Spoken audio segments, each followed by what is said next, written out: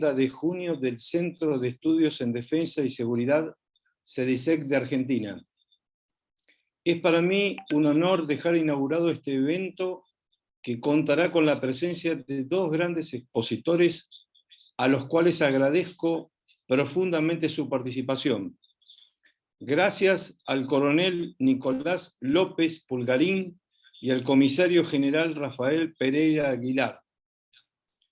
Voy a pasarle la palabra a nuestro coordinador del área de seguridad, Magíster Alejandro Casaglia, quien continuará con el desarrollo de esta charla. Muchas gracias. Buenas tardes a todos. Bienvenidos a este evento vía web. Vamos a darle primero la palabra a nuestro primer invitado, el coronel en retiro activo, Nicolás Antonio López Pulgarín. El coronel Nicolás Antonio López Pulgarín es magíster en Estrategia y Geopolítica de la Escuela Superior de Guerra de Colombia, especialista en estudios políticos de la Universidad Sergio Arboleda, diplomado en docencia universitaria de la Universidad Militar de Nueva Granada, diplomado en gerencia de recursos humanos de la Universidad Pontificia Bolivariana, Risk Manager, oficial de la Reserva Activa de la Armada Nacional de Colombia en el grado de coronel de Infantería de Marina, egresado del Centro Nacional de Defensa en Washington, D.C., del curso Combatiendo el Crimen Organizado Transnacional y Redes Ilícitas en las Américas, y del curso Políticas y Estrategias para la Defensa.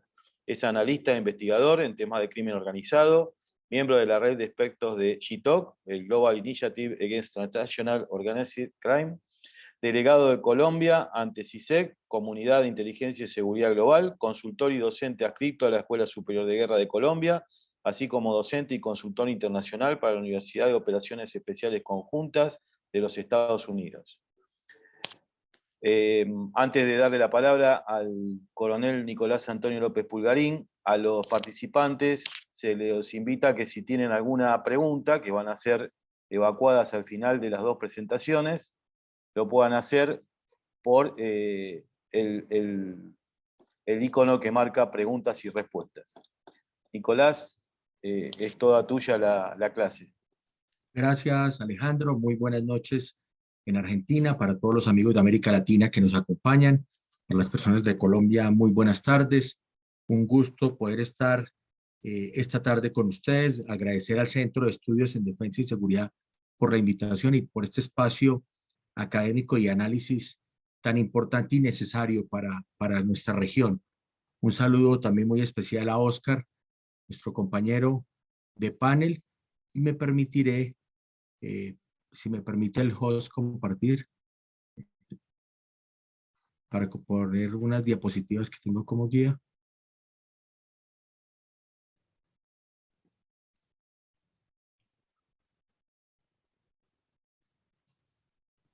Tiene que poder compartir, ¿no le aparece? Ya estoy habilitado.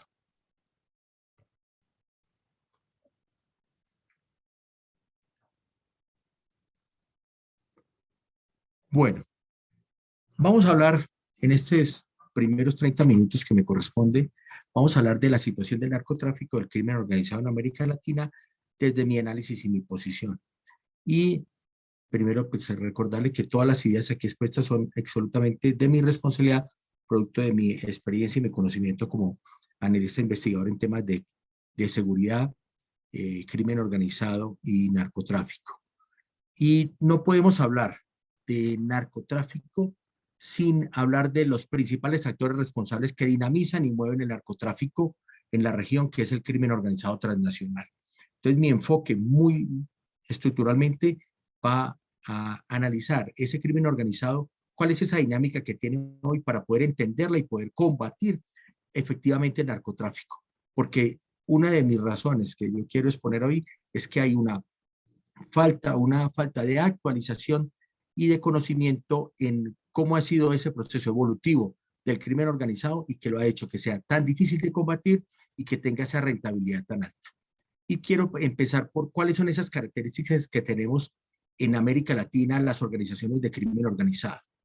Pues eso que nos enseñaron y que vimos desde la Convención Especial de Seguridad en México o desde la Convención de Seguridad en Palermo, Italia, que hablaba y definía en esas nuevas amenazas y definía el crimen organizado y que lo conocíamos como una estructura muy clara, muy definida, hoy no es lo que tenemos en el continente.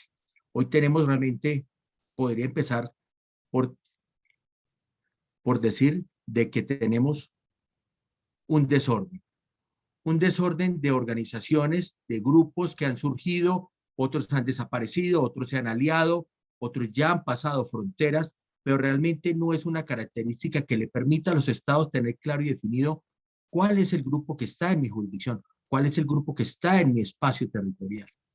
Ya hay una posición extracontinental, no solamente regional, local, sino también sale con nexos fuera del continente. Hoy en Colombia amanecemos con la noticia de un decomiso de 4.3 toneladas de cocaína en Italia, con más de 30 capturados de diferentes nacionalidades. Realmente hay un solo país, un solo estado que pudiera, con una institución de seguridad, combatirlo, difícil.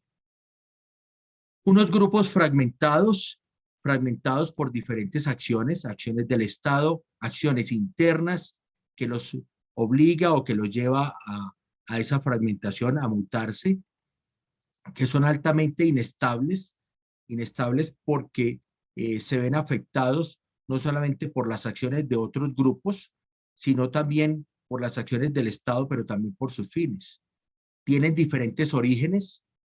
Unos vienen de grupos de minorías criminales con unos antecedentes, otros vienen con unas alianzas un poco más fuertes, más robustas, tienen diferentes propósitos, unos propósitos de economías criminales, pero sin embargo algunos en la región siguen teniendo un discurso político para mantener abierta una opción de un acuerdo o de cierta legitimidad y beneficios con los estados.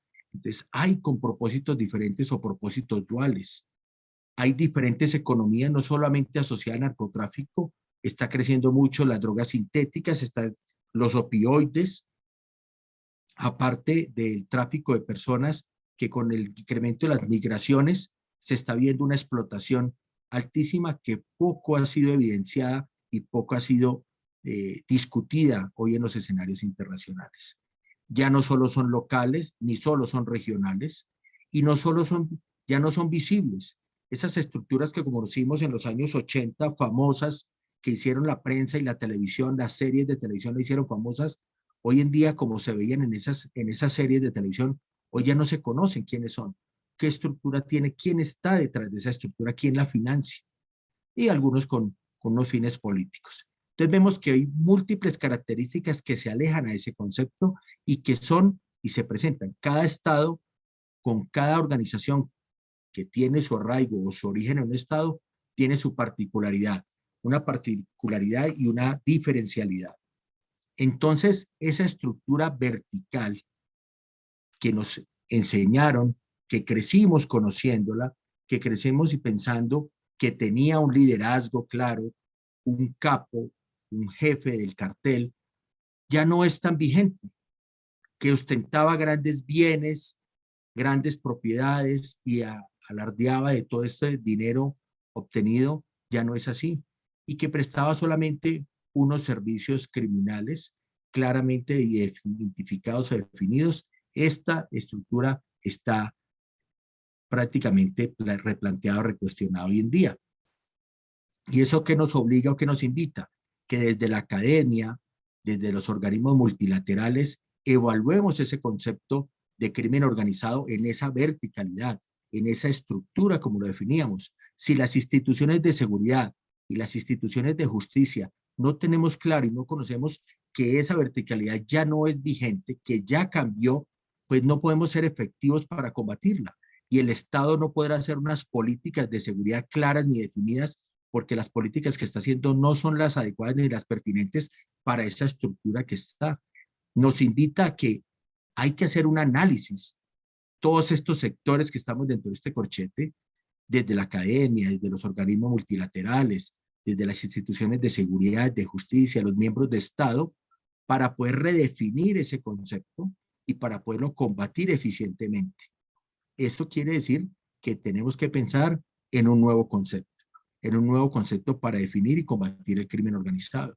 Recuerden que la Convención de Palermo de Naciones Unidas en el año 2000 nos definía que era una estructura de 3 o más personas, que existía durante un tiempo, o sea, tenía una temporalidad, era una estructura mínimo de 3 personas, con una concentración o con un dominio en un territorio para cometer delitos graves o con un beneficio económico, o sea, una economía criminal. ¿Qué vemos? Que por ahí nos invita y que hay que repensar, pues que es un desafío para los estados, porque ese concepto que hablaba de una estructura con un líder de más de 3 personas, que eran asociadas a unas economías ilícitas y que tenía una territorialidad, hoy no es tanto así, porque ya vemos, y como vamos a ver y vamos a seguir viendo durante la presentación, esas estructuras que nacieron de pronto en un país, hoy en día tiene presencia, injerencia en varios países, entonces ya no lo puedo catalogar netamente en este. Esa definición se quedó corta y estrecha, por decirlo así, para el alcance que tiene hoy en día estas organizaciones. Y esto nos invita a reevaluar las estrategias y actualizar las políticas para poder definir o combatir efectivamente estas organizaciones. ¿Qué se caracteriza? Y entre esas características que tiene las organizaciones de crimen organizado transnacional en América Latina, que tiene alianzas, algunas fuertes y otras frágiles. Esas alianzas no solamente son internas entre organizaciones y grupos dentro de los mismos estados, sino también estamos viendo que la están haciendo con otros estados, que la están haciendo con otras organizaciones dentro, inclusive no solamente en la región, sino extracontinentales, que también hay muchas de ellas que son temporalidad, que tienen una temporalidad, surgen y son absorbidas por otras. Es el caso de Colombia y hemos visto que algunas han sido absorbidas por las más grandes o terminan siendo prestadores de ciertos servicios. Son los outsourcing criminales o los clúster criminales que también se suelen presentar. Si algo nos dejó la pandemia del COVID-19 y nos demostró, es que rápido estas organizaciones se adaptaron. Haciendo el análisis del número de decomisos de clorhidrato de cocaína presentados entre el año 2019 y el año 2020, vemos que cuando se generaron los cierres y los confinamientos por la pandemia, lo que se demoraron, el bajón no duró más de 2 meses en los decomisos. ¿Qué quiere decir? Que en menos de 2 meses ya ellos habían solucionado su problema, se habían adaptado. Y mucho de esa adaptación fue el incremento por el medio marítimo, en el tráfico del transporte marítimo, porque como se redujeron los vuelos aéreos, las fronteras terrestres se cerraron, lo que se disparó fue el tráfico marítimo por medios de carga, no en botes de recreo, no en cruceros, en buques de carga de alto bordo, entre contenedores es lo que se presenta. Esa capacidad adaptativa, pues, hoy que estamos viendo, lo está viendo México. Antes el opio llegaba de Asia, Medio Oriente. Hoy en día ellos están haciendo el mismo proceso ahí, el mismo proceso de drogas sintéticas se está viviendo aquí en Colombia también y en muchos países de América Latina los estamos viviendo. Esos surgimiento de nuevos grupos que surgen rápidamente con diferentes orígenes o causas, pero que rápidamente están surgiendo en base, con base a una economía ilícita, a una economía criminal, a una nueva área de injerencia, de dominio, de control. Hay nuevas economías criminales y hay cambios en el orden internacional donde ellos pues también se han buscado esa adaptabilidad. Aquí tenemos en la imagen los 10 primeros grupos criminales que catalogaba un think tank conocido como Instant Crime, que estaban para el 2019. Y aparecía de primero el Ejército de Liberación Nacional de Colombia, de segundo el primer Comando Capital, y después veíamos unos carteles mexicanos. Este cartel de Colombia sigue siendo muy fuerte, aquí sigue tomando una relevancia muy importante, y vemos ahí que vienen los grupos de disidencias de las FARC como Quinto y algunos otros que vemos ahí descritos, colombianos, mexicanos especialmente, y de segundo pues obviamente el PCC, los cuales pues va demandar bastante atención en esta presentación y en la de Oscar también. En este proceso, como vimos aquí, en estas características que vimos y esa fragilidad, pues lo que se presenta generalmente es que, o esto se refleja en un índice de criminalidad que se dispara rápidamente y lo que más refleja, en cierta manera, son los homicidios. Los homicidios tienen un factor de evaluación por parte de los estados y vemos aquí cómo las tasas de homicidio se presentan en los países más violentos o con el mayor número de homicidios en el año 2021, que era Jamaica y Venezuela, seguido de Honduras, Trinidad y Tobago, posteriormente por Belice, Colombia y México, y ahí vemos los países que seguían a continuación y en los tonos como esto se iba acabando. Entonces vemos que en donde estaban esos carteles que ocupaban los primeros puestos son los que tenemos hoy en color amarillo, los que tenían, a pesar de que en este momento, en ese índice, en esa tabla de grupos, no aparece ningún grupo venezolano, hoy está siendo muy renombrado un grupo llamado el Tren de Aragua, en el cual está asociado, al parecer, con el asesinato del fiscal Pecci del Paraguay, y yo sé que nos hablará de pronto más adelante cómo se viene a involucrar aquí 3 carteles en el hemisferio, terminan involucrados en la muerte del fiscal Pecci. Con estas cifras de homicidios, Global Initiative demuestra o nos pone cómo fue, o nos demuestra cómo fue ese impacto del crimen organizado asociado a todas sus economías ilícitas en el año 2021. Y en los países, en el ranking del impacto de los países de América Latina, de Latinoamérica, vemos que Colombia es el primer puesto, seguido de México, tercero Honduras, cuarto Paraguay, quinto Panamá, sexto Venezuela, pese a que el año anterior tenía el índice de homicidios más alto, Brasil de séptimo, Guatemala octavo, noveno y décimo Ecuador. Estos son los 10 países de América Latina en su orden de clasificación, cómo ha sido el índice de criminalidad o el comportamiento del crimen organizado y el impacto que ha tenido en los países. A nivel global, el primero es República del Congo y de segundo Colombia. Le sigue en América Latina México. Y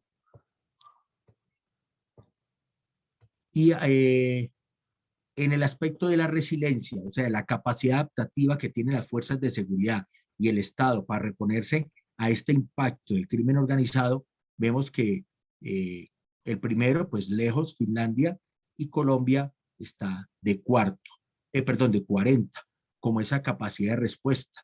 Esto debido pues a las diferentes políticas que tienen los estados, lo pongo como un ejemplo. ¿Qué es lo que están haciendo los estados? ¿Será que estamos haciendo algo mal? Las instituciones de seguridad, ¿por qué no estamos y logramos tener el impacto adecuado?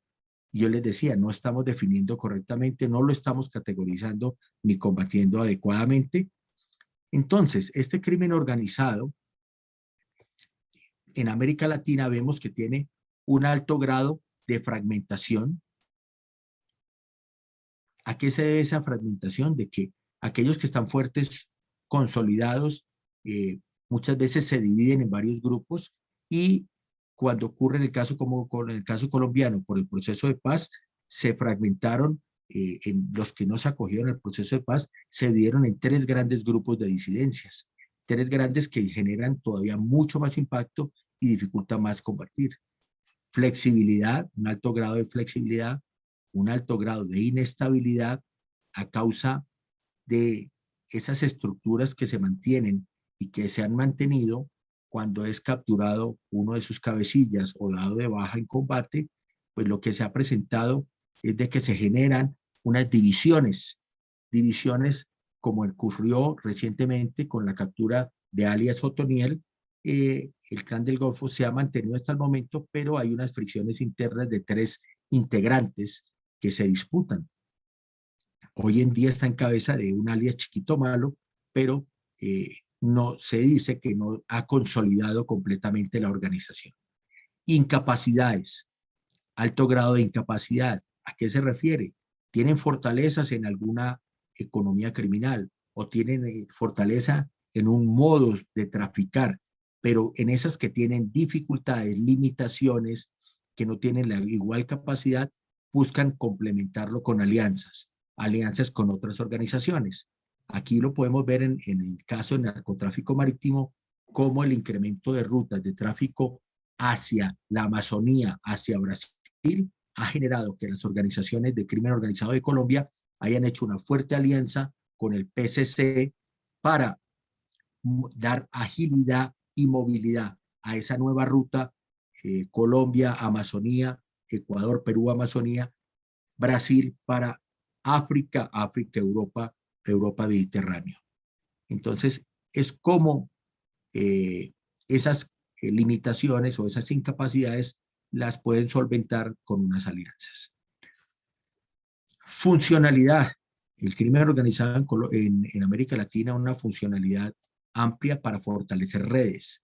Redes que hacen con otras organizaciones criminales, redes que hacen con otros países, pero también crean nodos, nodos basados en economías, nodos basados en áreas geográficas, que se vuelven su fortín y su fortaleza para sus organizaciones criminales.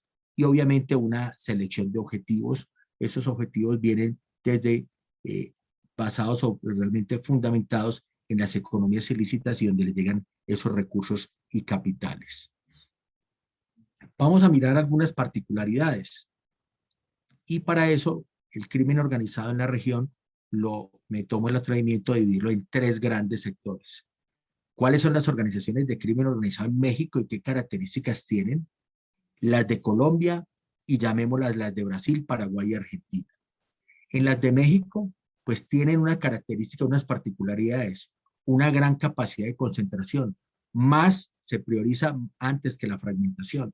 Son carteles que se han mantenido, que tienen una trayectoria más larga, que tienen todavía algunos con una estructura de líderes clara, con un liderazgo y un control en algunas zonas, en algunos estados, pero que también han tenido la capacidad de expandirse en América Latina. Su característica ha sido una violencia cada vez más marcada.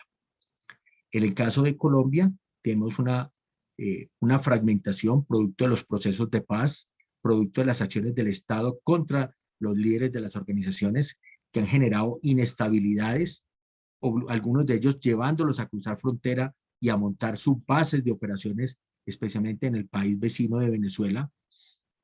Unas expansiones parciales para extender sus economías criminales, enfocadas especialmente en alianzas, pero vemos de que hay unas disputas internas que se han generado o a raíz de controles de rutas, controles territoriales y consolidación en zonas, pero que han generado una mayor violencia.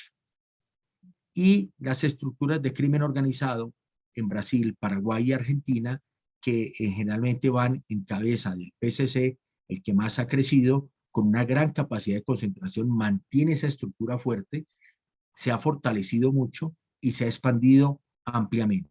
Esto ha mostrado, para hacer esa consolidación y esa expansión, ha generado una gran cantidad de violencia, pero también es el grupo que más ha crecido en los últimos años.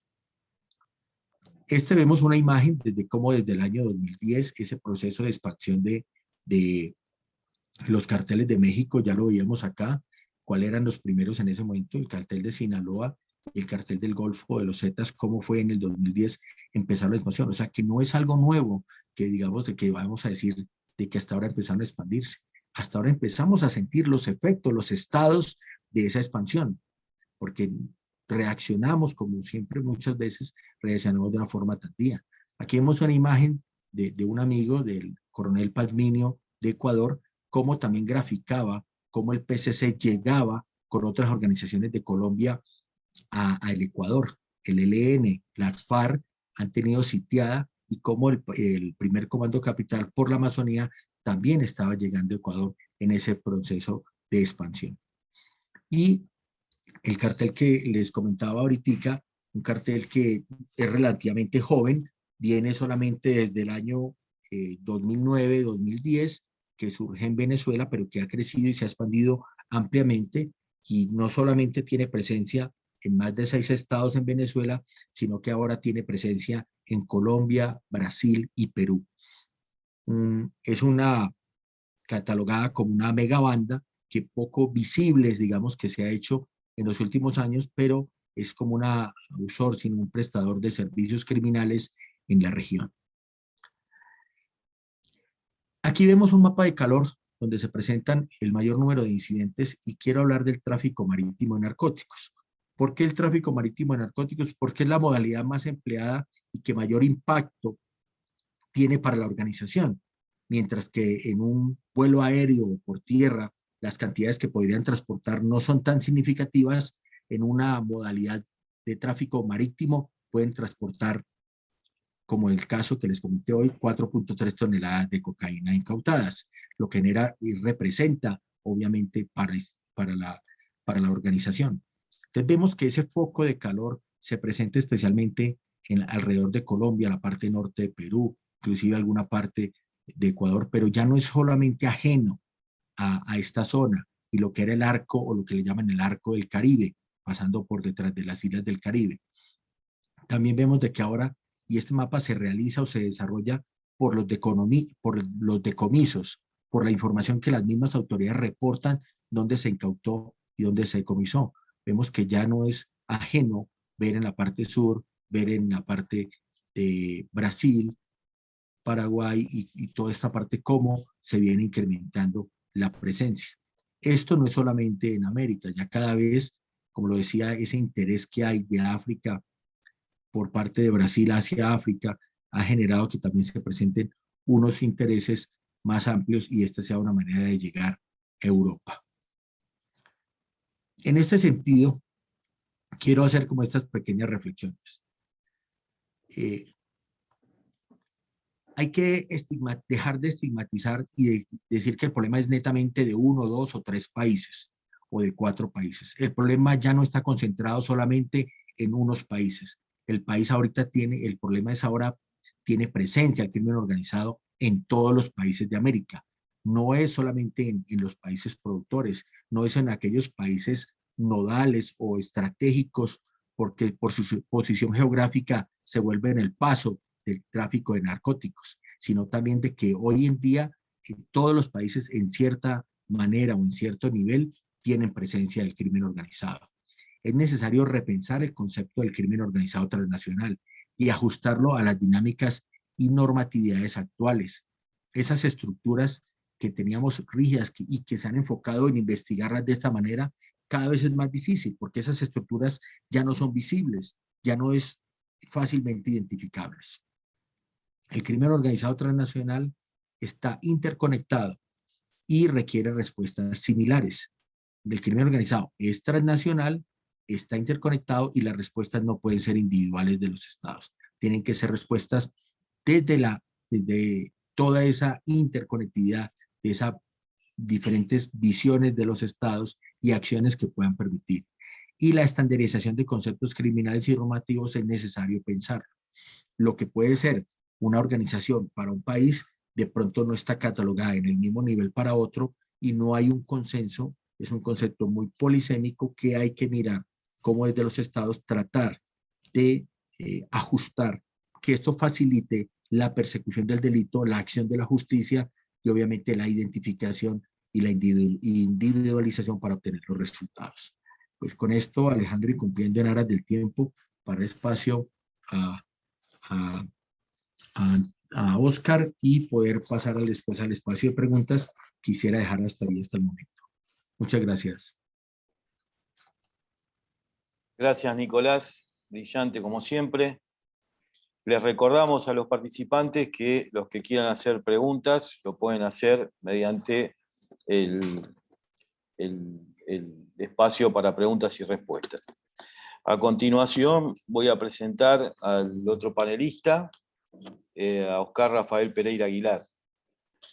Oscar es comisario general retirado de la Policía Nacional del Paraguay y es magíster de Ciencias Policiales. Es egresado de la Academia Nacional de Policía en el año 1988, oficial instructor de la Academia de Policía, ayudante y jefe de gabinete en la Comandancia de la Policía Nacional. oficial de Estado Mayor, egresado de la Escuela Superior de la Gendarmería Nacional Argentina, egresado de la Escuela de Defensa Nacional y de la Escuela de Inteligencia Argentina. Tiene cursos de formación y capacitación en varios países, además de Estados Unidos, Taiwán, España y en la Federación Rusa. Fue oficial en la Oficina Regional de Interpol para América del Sur, con sede en Buenos Aires, Senior Police Officer en la Misión de las Naciones Unidas en África Occidental. Fue director del Sistema de Emergencias 911 de la Policía Nacional de Paraguay. Fue director de policía en los departamentos de Caguazú y Amambay. Fue director general de inteligencia de la Policía Nacional del Paraguay. Se retiró de la Policía Nacional en diciembre de 2019 con 31 años de servicio y actualmente es miembro de CISEC para América Latina y de la Fundación Internacional para Oficiales de Protección. Óscar, todo tuyo el aula. Buenas tardes a todos, buenas noches. Es un honor y antes que nada, excelente presentación del colega, del coronel de Colombia. Excelente, muchas gracias. Para dar continuidad a la presentación de mi coronel, quiero compartir ya. Vamos a seguir relatando lo que es el tráfico internacional en el sentido de que estas redes delictivas, ¿verdad? Ya trafican con todo tipo de drogas, ya entran ya el cannabis, cocaína, tenemos la heroína y metanfetamina. Y como explicó anteriormente el coronel, dada la creciente porosidad de las fronteras internacionales ya, la accesibilidad y el abuso de estas drogas a nivel mundial ya cada vez están más extendidas. En el tráfico, así tenemos entendido que en el tráfico internacional ya están implicados ya agricultores, productores, el servicio de correo, proveedores, traficantes, está todo englobado ya, no solo, como explicó el coronel, no solo afecta a un determinado grupo, sino que ya está inmerso en la sociedad. Ya afecta prácticamente a todos los países, ya no estamos solos en la lucha contra el narcotráfico. Justamente el tráfico ilícito ya está socavando ya la estabilidad política, la estabilidad económica y ya va arruinando vidas ya de personas y dañando a nuestras comunidades, comunidades. Perdón, Óscar, ¿podés ponerlo en modo presentación? Ahí en el icono abajo a la derecha.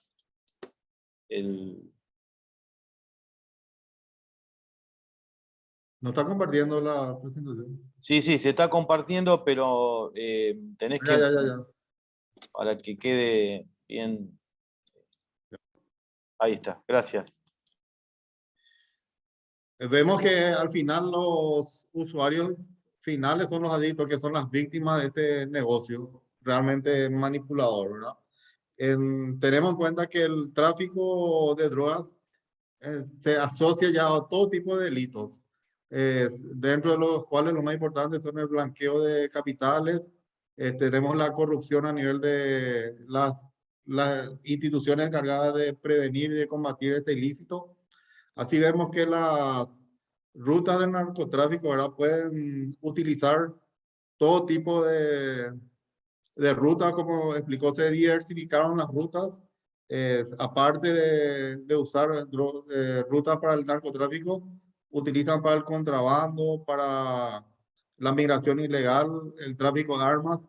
En general se están diversificando, ¿verdad? Así vemos que estos propios delincuentes, ante la lucha tenaz de los organismos de seguridad, también están buscando cada vez más formas más creativas de ocultar y transportar esta mercadería ilegal.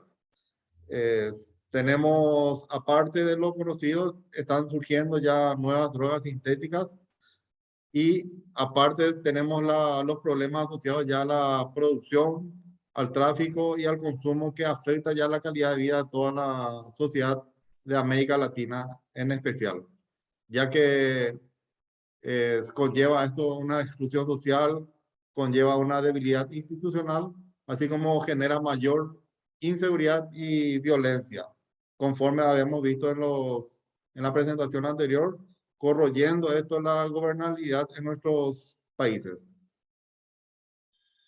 En el contexto político internacional, ¿verdad? El tema de las drogas ya está adquiriendo peso, ya vemos que no podemos solos, entonces ya el cambio de mentalidad de las organizaciones policiales y de seguridad ya conlleva a establecer un mecanismo de cooperación internacional en la lucha contra las drogas.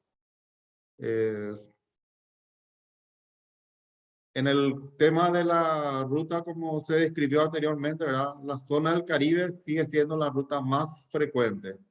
Está ganando importancia también la ruta del transporte fluvial a través de la hidrovía acá por la zona del Mercosur. Tenemos a los problemas asociados a la producción, el contexto político.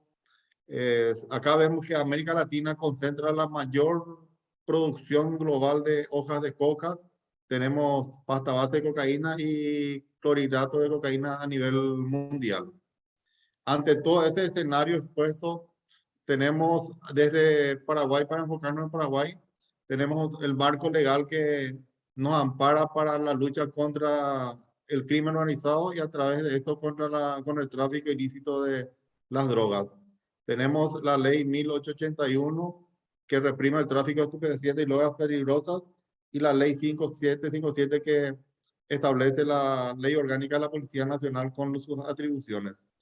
También está en estudio en este momento en el Congreso Nacional una ley para penar diferente al sicariato, que es como un flagelo acá en Paraguay. El sicariato se incentivó en los últimos años, justamente por la incursión que tiene el crimen organizado dentro de nuestro sistema político y sistema legal. Así vemos que sobre Paraguay tenemos 3 vías principales de acceso de las drogas. La primera es transporte fluvial, que utiliza la hidrovía Paraguay-Paraná, que se recibe la droga desde países como Bolivia, Colombia, Perú, se acopian en la zona del Chaco y desde ahí se simulan en cargas legales, se contaminan cargas legales para trasladar y sacar por el río Paraná hasta los puertos que dan de Buenos Aires o Montevideo para Europa o África Occidental. También tenemos la vía terrestre que utilizan las rutas del Chaco paraguayo y también los transportes aéreos que tenemos una masiva, o sea, una importante cantidad de vuelos ilegales que llegan desde los países limítrofes hasta las zonas del Chaco, donde se acopian las drogas para su posterior tránsito a otros países, preferentemente Brasil o con destino a Europa final. Dentro de todo esto, como había mencionado el coronel, ¿verdad? Tenemos en cuenta la pandemia del COVID. El impacto de la pandemia provocó un aumento de desigualdades y también algunas condiciones de salud mental que eso influyó en el aumento del consumo de drogas, así como también en la diversificación de las cadenas de suministro de drogas desde los países productores a los países de tránsito, a los países de destino final, los consumidores, ¿verdad? Todavía no conocemos el impacto final de lo que va a resultar a consecuencia del COVID, del aislamiento que tuvimos. Y ahora recién estamos sintiendo los efectos en el sentido de que ha aumentado el tráfico incesante. O sea que era un tráfico normal, pero cuando paró por el COVID, ahora están recuperando, por así decirle, el tiempo perdido. Acá Paraguay, por su posición estratégica geográfica, es utilizada como una ruta de cocaína. Lastimosamente, tenemos vulnerabilidades en nuestro tráfico aéreo. Tenemos frontera terrestre de kilómetros de extensión, que eso dificulta el trabajo de las fuerzas de seguridad. Aún así, hay buenos resultados en la lucha contra el tráfico, ya que tenemos buenos resultados, incautación de grandes cantidades de cocaína, destrucción de plantaciones de marihuana y también la incautación de marihuana en tránsito para otros países. Tenemos una imagen de cuál es la ruta que prefieren vende todas las drogas desde tanto de Colombia, de Perú, llegan a través de Bolivia por rutas aéreas. Tenemos las rutas terrestres usando la ruta Transchaco, que llega hasta la zona de frontera que es Capitán Vado, pero Juan Caballero para su posterior tránsito hacia el lado de Brasil. O en el caso de la cocaína, que se embarca en forma simulada en cargas legales, que utilizan la aerovía Paraná eh, para salir a los puertos marítimos. Pero Juan Caballero es una ciudad muy característica por su condición de frontera seca con Ponta Porá. Es una zona muy reconocida por el narcotráfico. Hace poco tiempo tuvimos un magnicidio en el sentido de que el intendente de la ciudad, Pedro Juan Caballero, fue víctima del sicariato. Es en la zona que es una ruta principal de la entrada de la cocaína que llega de Bolivia para su paso al Brasil junto con la marihuana. Es una zona, se podría decir, una zona de influencia del PCC o del Comando Vermelo, que tienen ahí por la frontera seca, tienen una cierta influencia, aunque también los grupos delictivos paraguayos se resisten a que esos grupos brasileños sean hegemónicos en el lugar. Tenemos el uso del narcotráfico a través de la hidrovía que comparten Argentina, Bolivia, Brasil, Paraguay y Uruguay. Se utilizan lanchas rápidas como buques.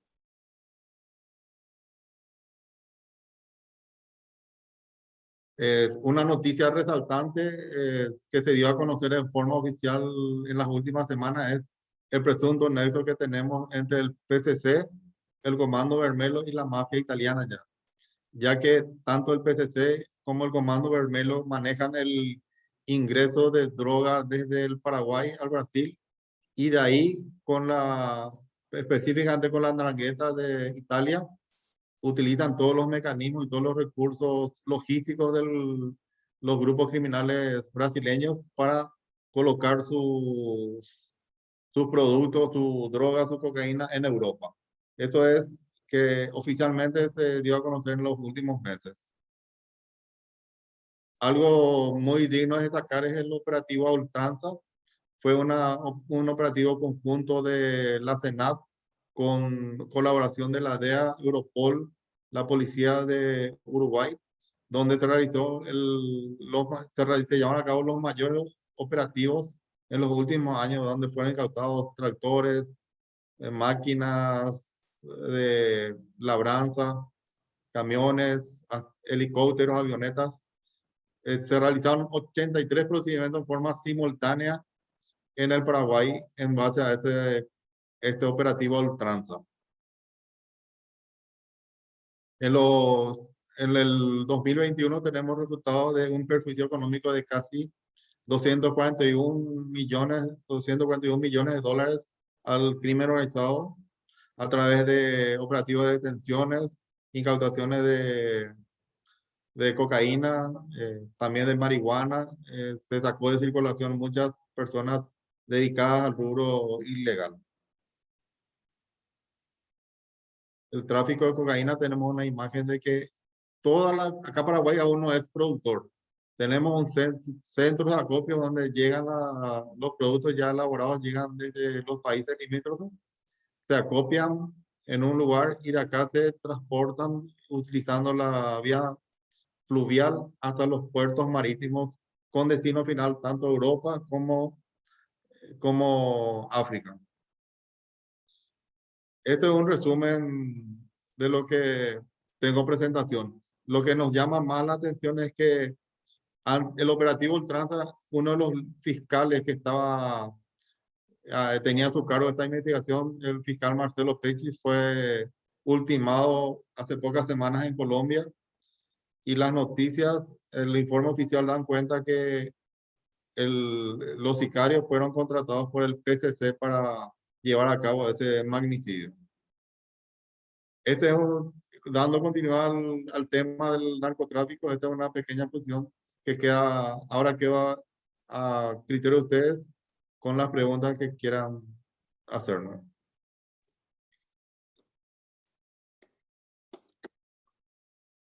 Excelente, Oscar. Si podés dejar de compartir, así abrimos el espacio de preguntas. Tenemos ya algunas preguntas que han llegado.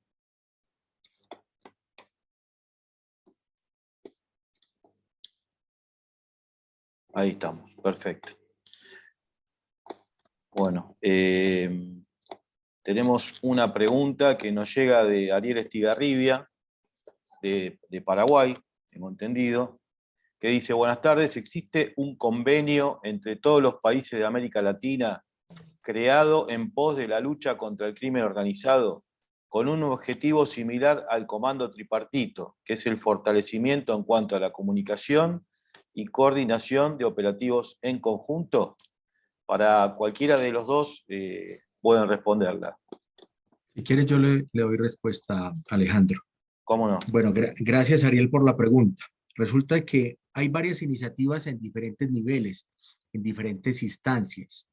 La Organización de Naciones Unidas tiene pues su oficina para la lucha contra las drogas y el crimen, UNODC, que también es encargada como de hacer políticas para entrenar la justicia, entrenar las instituciones de seguridad, generar las mediciones sobre el narcotráfico. La Organización de Estados Americanos, la OEA, también tiene su oficina de lucha contra el crimen organizado, especialmente el director actualmente es Gastón, también de nacionalidad argentina, y también tiene unas iniciativas, pero son entes de coordinación, son entes políticos, mas no son entes operacionales. Ellos asesoran a los estados como organismos multilaterales en la construcción de políticas para fortalecer la lucha contra estos fenómenos criminales, mas no son operacionales. Sin embargo, ellos auspician o propician unos espacios. Por ejemplo, la OEA tiene 2 eventos, que es la reunión de ministros de Defensa y Seguridad de las Américas, que se realiza cada 2 años en un país diferente, donde se analizan esos temas, y también con los ministros de Justicia. Por otro lado, por aparte, se hace otra reunión de los ministros de Justicia de las Américas. Mire qué coincidencia o qué diferencia. Se reúnen los ministros de Seguridad y Defensa por un lado y los de Justicia por el otro, no en uno, y cada uno mira y analizan las problemáticas y se meten conceptos y etcétera.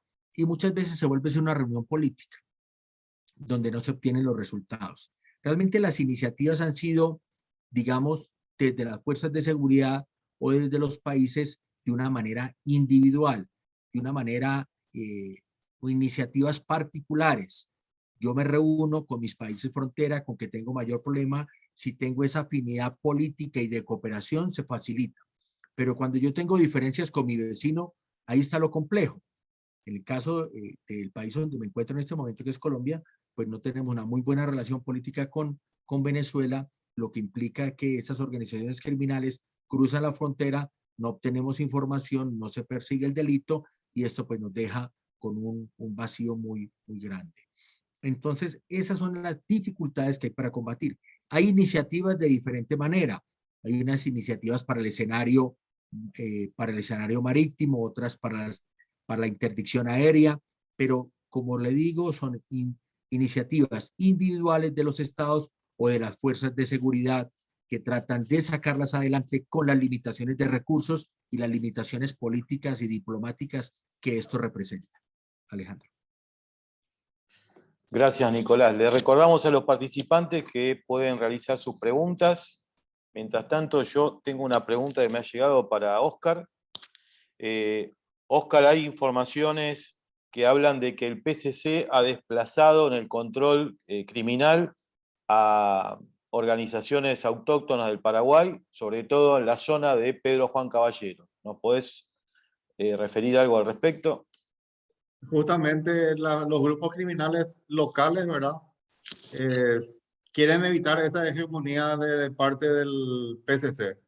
Ya hay influencia muy fuerte del PCC, pero aún así no está en el 100%, o sea que todavía hay grupos criminales paraguayos, especialmente en las cárceles. O sea, en las cárceles se formó otro grupo criminal paraguayo que es el Clan Rotela. Se dio un caso de violencia gravísima el año pasado, donde hubo varios fallecidos en la cárcel de San Pedro, en un departamento al norte de Asunción, justamente por esa lucha de poder.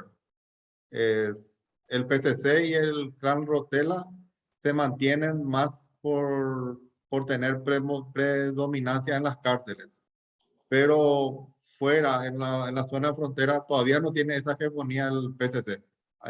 Tiene mucha fortaleza, pero aún no tiene hegemonía en el manejo o en el tráfico ilícito de drogas.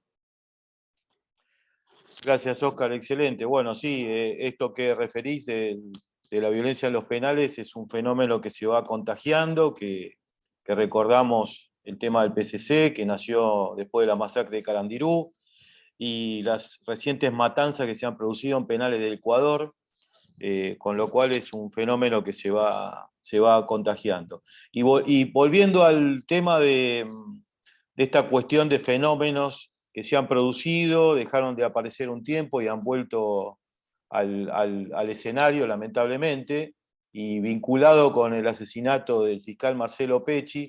Nicolás, vos nos podés contar, debido a que lamentablemente en Colombia la actividad del sicariato, sobre todo en Cali y Medellín, en la época de los grandes carteles, ¿cómo pudieron neutralizar esta modalidad, controlarla? A ver qué nos podés contar.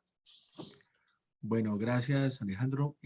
Precisamente el problema del sicariato se está tomando un auge nuevamente y viene por esa disputa que tienen las estructuras internas donde se ha generado ese incremento de afectar los líderes de la otra estructura para obligarlos a sumarse o tomar un control territorial, un dominio en una ruta o en una zona de producción o una zona de tráfico.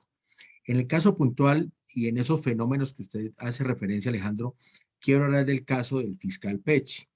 Es un caso que, como decía Óscar, se presentó hace unas semanas donde él se encontraba aquí de luna de miel, pero aquí con su señora en la ciudad de Cartagena y fue víctima de un sicariato. Lo más interesante es aquí cómo se asocian tres organizaciones criminales para poder hacer esa acción. Como dijo Óscar, es el autor que financia o el que manda a asesinarlo es el PCC, es lo que dicen las investigaciones al momento.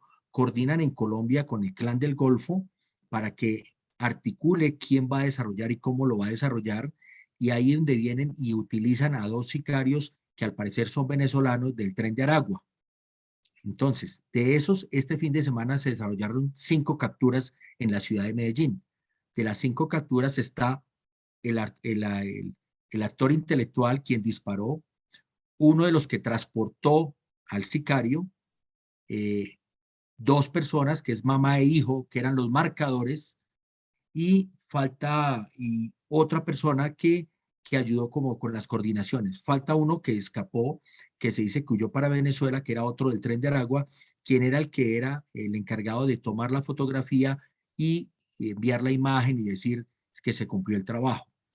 Entonces aquí vemos de que había una persona articulador de todo esto, es el cuarto que yo mencioné, que hacía de que no se conocieran unos con otros. Era el que evitaba que se conocieran, y afortunadamente la investigación dice de que lo que se logró no solamente por las imágenes, cuando detectan al que fue a alquilar el jet ski, el que se voló es el piloto o el conductor del jet ski, y lo que se logra es que la señora con el hijo, que son los marcadores, que se alojaron en el mismo hotel donde estaba el fiscal, que estuvieron siguiéndolo en la ciudad y que son los que avisaron que estaba en la playa para que llegara el sicario, ellos apenas ocurrió el hecho, ellos entregaron la habitación y salieron del hotel sin pedir reclamos, sin pedir nada. Esto despierta la preocupación, empiezan a rastrear los teléfonos, todo se empieza a conectar como la cadena, lo que se presenta. Entonces aquí lo novedoso es un acto de sicariato con un fiscal extranjero, 3 organizaciones involucradas y en un caso de sicariato tradicional, pero que no se veía aquí en Colombia desde un jet ski que se presentara. Esto es lo novedoso, pero también lo importante, y en esa inquietud es cómo articular las operaciones de inteligencia y de seguridad de diferentes estamentos. Un compañero, un amigo también me escribe por el chat y me preguntaba cómo combatir el narcotráfico cuando hay tantas fuerzas involucradas, tantas policías provinciales de diferentes niveles.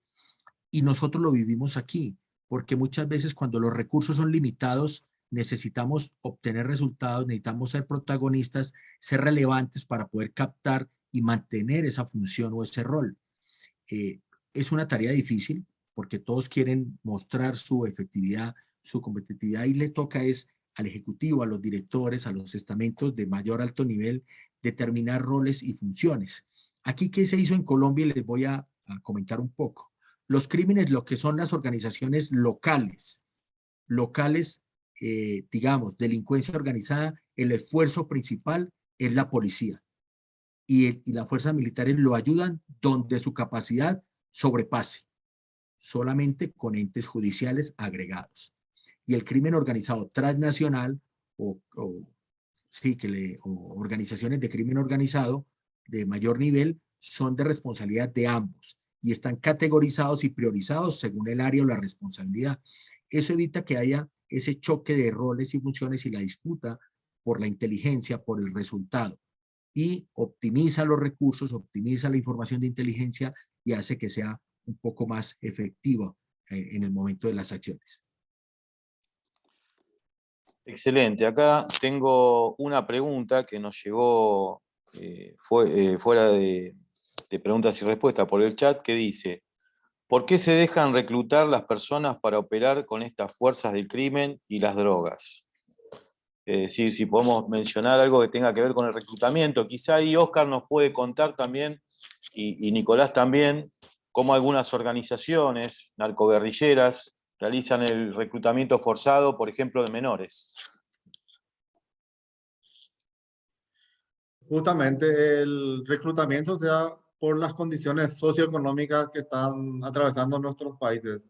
Como hablé recién, el COVID afectó profundamente tanto la economía como muchas veces también la salud mental.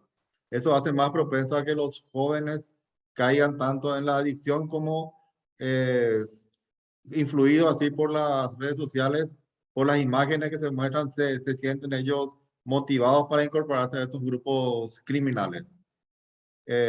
Tienen todo su proceso de adoctrinamiento.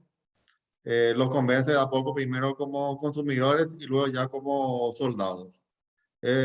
No es rápido, pero tienen un proceso y justamente se da por la vulnerabilidad que tienen nuestros jóvenes en estos momentos. En las cárceles se da otro fenómeno en el cual, como le dije, hay una lucha de poder en las cárceles que tiene que cumplir ciertos requisitos, tiene que pasar ciertas pruebas para poder incorporarse como soldado o como en algún nivel del grupo criminal. Y ven que dentro de las cárceles, para ser parte de uno u otro grupo, por así decirlo, les facilita el mantenerse dentro de los muros. Esa es la parte del reclutamiento a nivel de soldados o de operarios, por así decirlo. Yo quiero complementar, Alejandro, mirándolo desde dos visiones. Una, como dice claramente y como lo dice Oscar, desde un factor socioeconómico y de educación, especialmente en las zonas donde esas organizaciones de crimen han sido de una presencia constante. Hay varias generaciones, ya ven varias generaciones y esos niños empiezan a idealizar cómo mi primo, cómo alguien, cómo un tío logró, hoy en día tiene esto, tiene una moto, tiene este nivel de condición o tiene armas. Se vuelve, termina volviéndose una parte cultural y terminan aceptándolo socialmente en algunos sectores con un nivel de educación, un nivel, digamos, de acceso a una economía limitada. Ese es un aspecto muy grande. Ese sector se ha visto altamente influenciado o afectado con las organizaciones que han firmado los procesos de paz aquí en Colombia. Generalmente cada organización que firma el proceso de paz, entre el 15 y el 20% no se acoge al proceso y termina convirtiéndose en una banda criminal o una banda de crimen organizado. Y ellos lo que tienen que buscar rápidamente es volver a completar sus efectivos y para completar sus efectivos buscan un reclutamiento masivo. El otro aspecto que ha llegado a alimentar es el caso de los migrantes. Colombia hoy en día tiene más de 2 millones de migrantes venezolanos, de los cuales más del 40% están en una condición ilegal y sin identificar. Lo que vimos en los últimos años es que han sido utilizados para raspar la cosecha de la hoja de coca, para participar en acciones criminales y algunos, habiendo dejado todo atrás, de sumarse a nuestra organización que le daba cierta estabilidad, le daba cierto poder, los empoderaba, les daba ciertos niveles de satisfacción de niveles básicos. Entonces terminaron muchos, digamos, estos migrantes absorbidos por las organizaciones criminales. Eso como de manera para complementar. Gracias, Nicolás. Bueno, acá tenemos otra pregunta que llegó por el chat y para ordenarla un poco es ¿cómo está afectando el crimen organizado o influenciando al poder político? Es Oscar. En los últimos años se dan casos de que se llegó a encontrar relaciones cercanas entre el crimen organizado o efectivos del crimen organizado con autoridades políticas nacionales. Justamente en el último operativo a ultranza, ¿verdad? Fue un diputado de la nación fue obligado a renunciar y está ahora bajo proceso judicial justamente por sus nexos con el narcotráfico. Reconocemos que el crimen organizado, en general, no narcotráfico, el crimen organizado está infiltrado en nuestras autoridades, tanto políticas, y también tenemos casos de corrupción a nivel de fuerzas de seguridad. Sí se dan casos, pero también la respuesta del Estado es que se busca sancionar a los que caen en ese cometiendo delitos o teniendo relacionamiento con el crimen organizado. No, se evita, en todo caso, se evita la impunidad. Aquí en Colombia hemos tenido casos históricos, en caso inclusive de un presidente de la República que fue asociado realmente en su campaña con dineros ilícitos del narcotráfico. Eso causó la desertificación de Colombia por parte de los Estados Unidos y pasó Colombia en ese periodo a ser de los países no alineados. Ese es un antecedente histórico muy grande. Y de seguro se siguen presentando en algún tipo de campañas electorales y terminan beneficiando, especialmente con los grupos asociados o que vienen de una transición de la insurgencia, porque esos grupos tenían un control territorial, una intimidación, una presión ante los mandatarios locales que terminaban cediéndole algún tipo por omisión o digamos por presión, por intimidación, terminaba cediéndoles algunos tipos de facilidades, de contratos, etc. El otro aspecto es que cada vez esos dineros de economías ilícitas es más difícil de encontrar, más difícil de detectar, porque se mezclan entre las economías lícitas. Entonces, esos negocios fachada, esas empresas fachada que van asociadas para lavar esos activos de las industrias criminales son las que terminan financiando o apoyando en algún momento a mandatarios de diferentes niveles y es lo difícil detectar o dar a conocer. ¿Que se debe presentar? Sí. Difícil comprobarlo, cada vez es más difícil. Y es más difícil detectarlo porque cada vez es más sofisticado esos entramados que utilizan esas organizaciones criminales para lavar los dineros. Y si nos metemos después con criptomonedas o con bienes y con otros títulos, es más complejo aún. Perfecto. Hay dos preguntas más. Hay una pregunta que habla, algo ya se contestó, sobre la posibilidad de armar un grupo a nivel Sudamérica, lo cual dejaríamos afuera a nuestros hermanos mexicanos y centroamericanos, que bueno, muchos de ellos están participando en esta reunión y que trabajan denodadamente, sobre todo en México, donde prácticamente hay una guerra entre el Estado y el crimen organizado.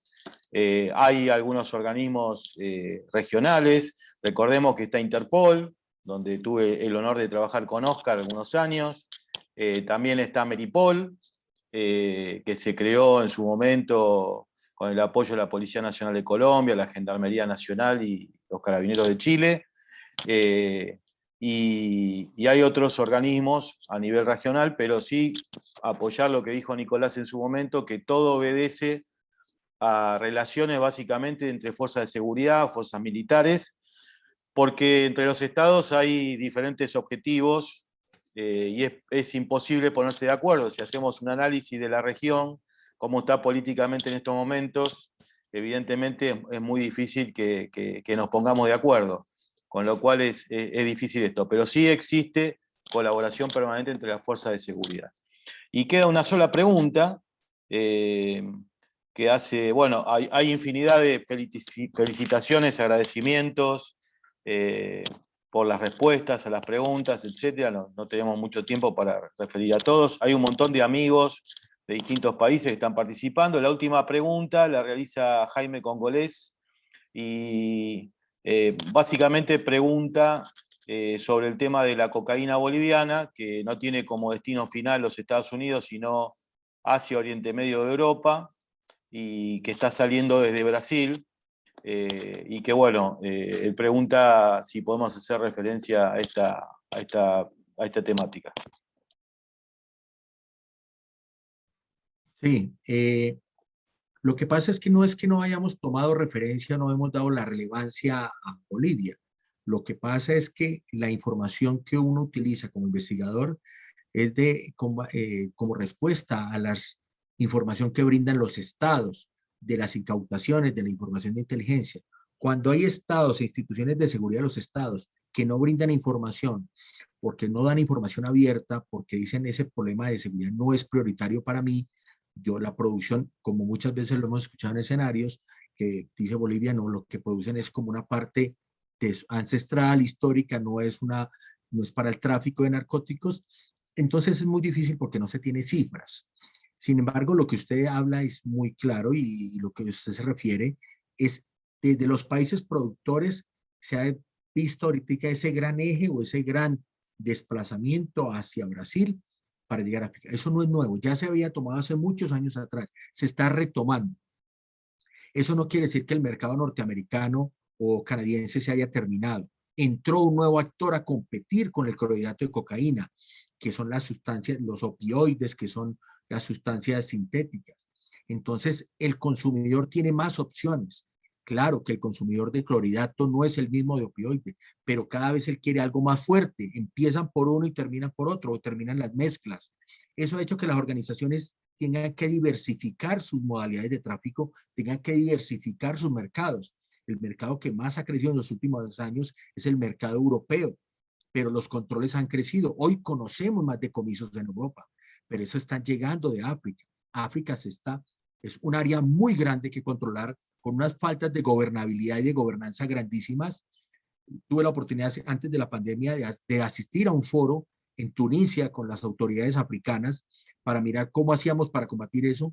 Y el desconsuelo mío es que tienen tantos problemas que lo que menos le preocupa es que les llegue cocaína para los europeos.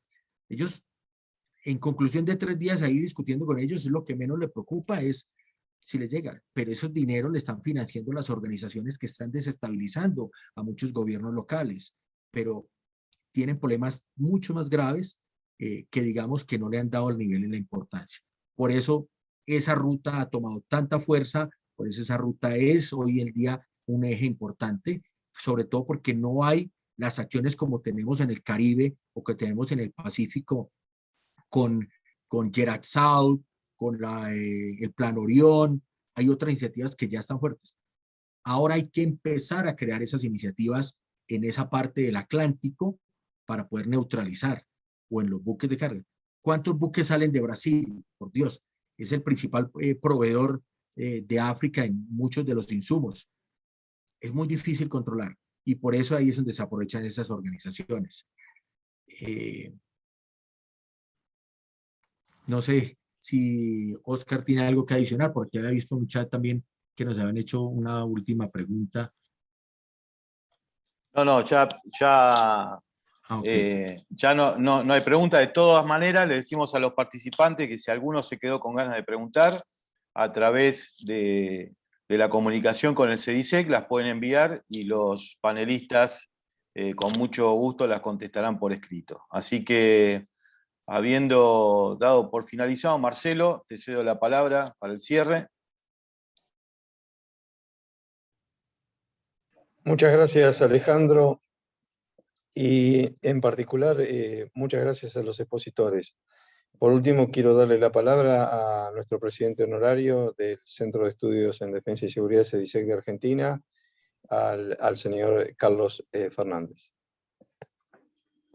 Bueno, gracias Marcelo. Permítanme, en nombre del Centro de Estudios de Defensa y Seguridad, agradecer especialmente a los dos expositores, al coronel López Pulgarín y al comisario Pereira Aguilar, realmente muy claras sus exposiciones y muy concisas las respuestas a las distintas preguntas. Me parece que todos salimos enriquecidos.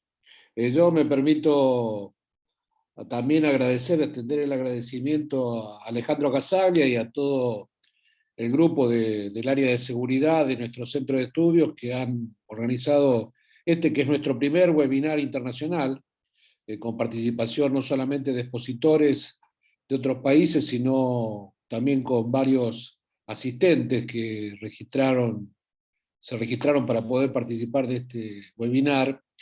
Y decirles, porque también vi alguna inquietud, que la idea es continuar con este proceso que tiene que ver con poner arriba de la mesa uno de los temas más candentes de la seguridad a nivel internacional, que realmente afecta y muy fuertemente a cada uno de nuestros países.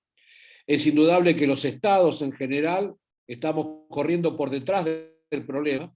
El narcotráfico nos lleva una delantera y además una ventaja bastante importante. Tienen mayor cantidad de recursos aplicados al tema, mayor cantidad de velocidad, digamos, para tomar decisiones y adaptarse a las distintas situaciones, lo que en el Estado, producto de nuestros propios inconsistencias, nos cuesta enormemente hacer frente a esto, con fuerzas de seguridad que muchas veces trabajan como compartimentos estancos, con países y políticas a nivel nacional en el que no se hacen los suficientes esfuerzos para darle una impronta de características internacionales. Es un problema que claramente excede nuestras propias fronteras en cada uno de los casos, y creo que este tipo de eventos ayudan no solamente a conocer en mayor profundidad el tema desde la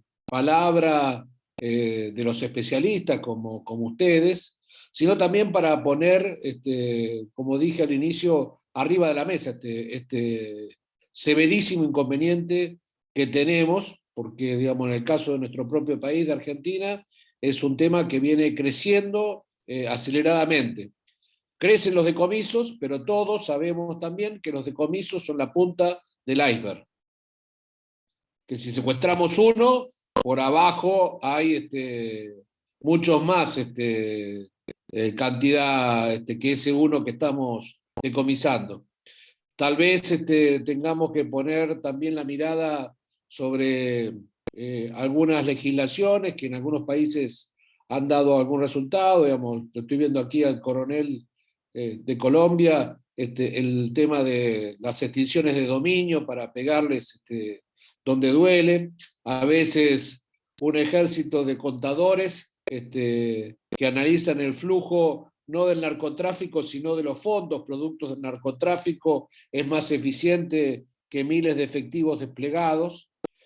A veces en muchos de nuestros países se hace la vista gorda con este tipo de cuestiones.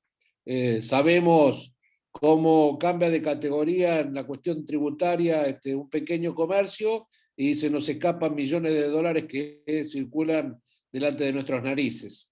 Bueno, este tipo de cuestiones son las que nosotros pretendemos poner en discusión, apelando al saber, a la experiencia de aquellos especialistas. Y una vez más, permítanme agradecerles a todos los asistentes que han posibilitado realizar un webinar de estas características, a el área específica de nuestro centro que encabeza nuestro querido Alejandro Casaglia, y a ustedes dos que realmente nos han esclarecido en un tema tan importante como este. Muchas gracias a todos.